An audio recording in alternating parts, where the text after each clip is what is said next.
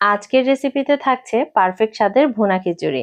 আসসালামু আলাইকুম, cooking studio by আইজা চ্যানেলে সবাইকে স্বাগতম। আজকে যেভাবে ভুনা খিচুড়িটা তৈরি করে দেখাবো, এভাবে বাড়িতে একবার ট্রাই করে দেখবেন, বারবারই এভাবে রান্না করে খেতে মন চাইবে। আর আমার রেসিপিটা যদি ভালো লাগে, আমার চ্যানেলটা সাবস্ক্রাইব করার অনুরোধ রইল। চলুন চলে যাই মেইন রেসিপিতে। প্রথমেই দিয়ে দিচ্ছে হাফ কাপের চেয়ে কিছুটা কম পরিমাণ সয়াবিন তেল। এখানে আছে দুটি বড় সাইজের পেঁয়াজ কুচি, একটা তেজপাতাকে দুই ভাগ করে নিয়েছি, আছে চারটা এলাচ আর দুটি বড় সাইজের দারচিনি। সবগুলো মশলা সামান্য ভাজা হয়ে গেলে অ্যাড করছি 1 টেবিল চামচ পরিমাণ রসুন বাটা আর 1.5 টেবিল চামচ পরিমাণ আদা বাটা। এখন আদা আর রসুন বাটাটাকেও তেলের মধ্যে ভালোভাবে ভেজে নিতে হবে। এখন অ্যাড করছি সামান্য পরিমাণ পানি, যাতে করে গুঁড়া মশলাটা পুড়ে না যায়।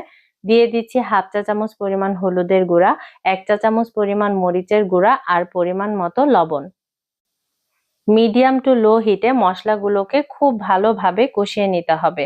আর এখানে আছে 2 কাপ পরিমাণ চিনি গুঁড়া চাল, আছে হাফ কাপ পরিমাণ মসুরির ডাল আর হাফ কাপ পরিমাণ মুগের ডাল। এখানে মুগের ডালটাকে সামান্য একটু ভেজে নিয়েছিলাম, যাতে করে মুগের ডালের যে একটা গন্ধ থাকে সেটা না থাকে। আর এখানে 2 কাপ চালের জন্য আমি এখানে 1 কাপ পরিমাণ ডাল ব্যবহার করেছি।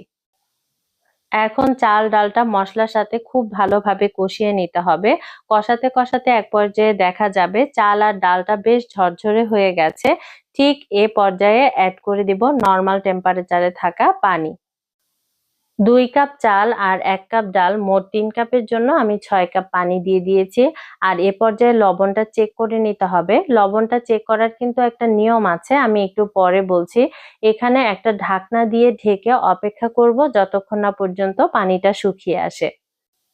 এ পর্যায়ে চুলার আঁচটাকে বাড়িয়ে দিতে হবে। পানি যখন বেশ অনেকটা শুকিয়ে আসবে তখন চুলার আঁচটাকে কমিয়ে দিতে হবে। লবণটা চেক করার নিয়ম হলো, পানি যখন হালকা গরম হয়ে যাবে তখন কিছুটা পানি হাতের তালুতে নিয়ে চেক করতে হবে পানিটা হালকা নোনতা লাগছে কিনা। যদি হালকা নোনতা লাগে তাহলে বুঝতে হবে লবণটা ঠিকঠাক আছে। খুব বেশি নোনতা কিন্তু হওয়া যাবে না, তাহলে লবণ বেশি হয়ে যাবে। পানিটা শুকিয়ে গেলে ঢাকনাটা তুলে নিয়ে এভাবে খিচুড়িটাকে নেড়ে দিতে হবে। আর এখানে কিন্তু খিচুড়িটা একদম পারফেক্ট ভাবে হয়ে গেছে। পরিবেশন করে নিলাম খুবই মজাদার ভুনা খিচুড়ি। আর এই ভুনা খিচুড়িটা একটা ডিম ভাজি বা গরম গরম মাংসের সাথে খেতে কিন্তু অসাধারণ লাগবে। আর এই খিচুড়ির মধ্যে একটা মাখো মাখো ভাব আছে, যেটা আমরা রেস্টুরেন্টে পেয়ে থাকি।